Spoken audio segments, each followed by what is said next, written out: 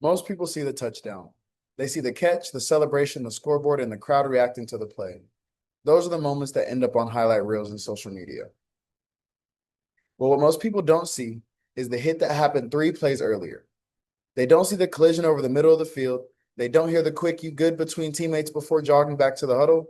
And they definitely don't see what might be happening inside the brain.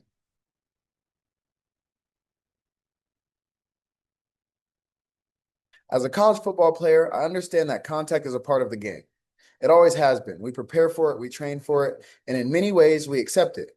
But the real question isn't just what happens during the game on Saturday. The real question is what happened 15 years later. For a long time, concussions were mostly viewed as short-term injuries.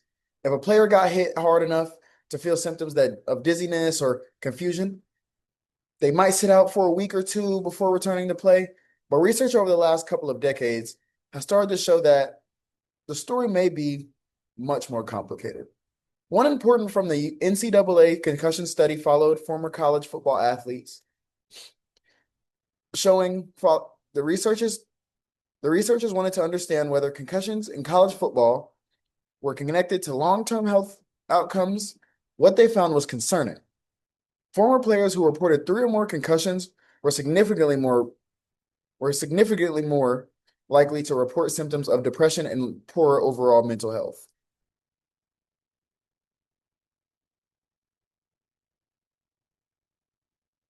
Later in life. That finding matters because it suggests that concussions may have lasting effects and extend far beyond an athlete's playing career. For example, a Kerr study speaks on some of the things that I spoke on as well, and the picture I used is Antonio Brown.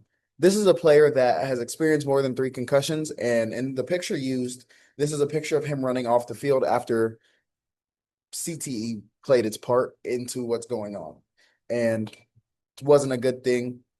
It was mostly boiled down to CTE and other concussion-like symptoms, and that is what 3+ concussions can do during a football career. However, concussion research is not always straightforward.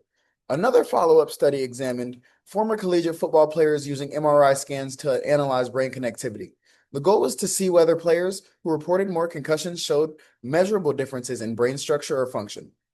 Interestingly, they did not find strong differences in brain connectivity based on the sole number of concussions players reported. At first, that might sound confusing if players are experiencing mental health symptoms. Why wouldn't brain scans always show clear physical changes? The answer highlights an important challenge in brain research. The brain is incredibly complex, and not all neurological and psychological effects are easily visible through imagining technological mental health symptoms. Many symptoms can exist even when structural changes are subtle or difficult to measure. And that leads to another important part of this conversation. Football is not only about diagnosed concussions. It is also about the thousands of smaller hits that occur during practices and games throughout a season. My example being Odell Beckham. Odell Beckham doesn't have one hit or multiple big hits that set him off track or gave him a concussion. I just feel like over the amount of time, this being my favorite player, the small hits did build up over time, and that kind of caused him to be where he is today. And which is something that kind of also plays into the studies that I'm kind of looking at as well. It's about the thousands of hits that occurring during practices and games throughout a season. One study examined college athletes over the course of a single season using helmet sensors that measured the number of and severity of head impacts players experience. Researchers also tested the athletes' cognitive performance, including memory and reaction time.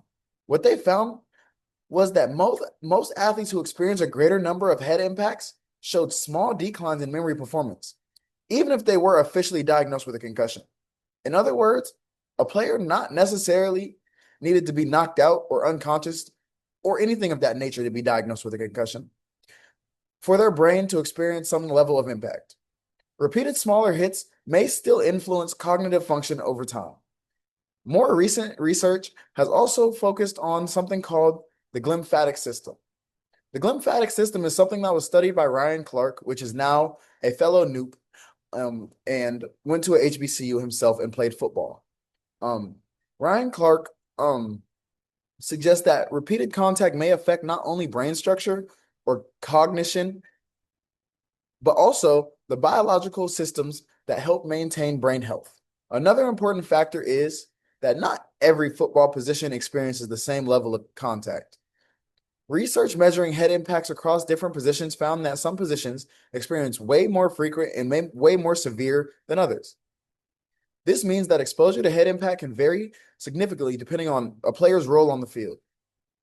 When we look at all of this research together, a broader picture begins to emerge. Football is not only about concussions, it is about overall exposure. It is about the repeated impacts that occur over time, many of which may not cause immediate symptoms, but could still contribute to long-term changes in brain function and mental health. As a wide receiver, I understand what it feels like to go across the middle of the field and prepare for contact. I also know what it feels like to get up quickly after a hit and signal that I am fine.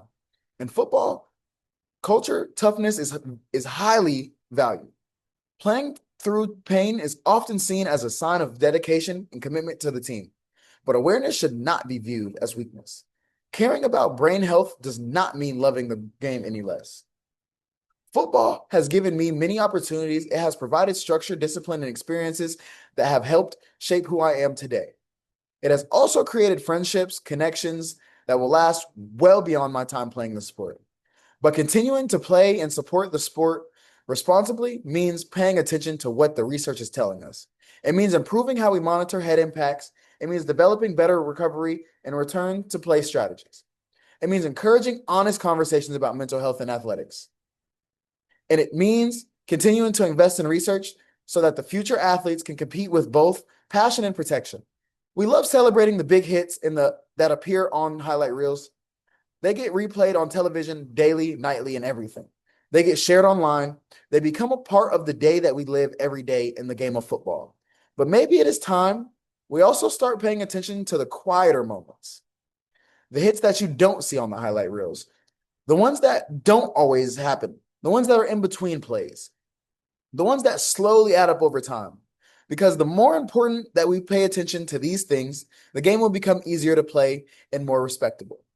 It is the one we live long after those that lights turn off. Thank you.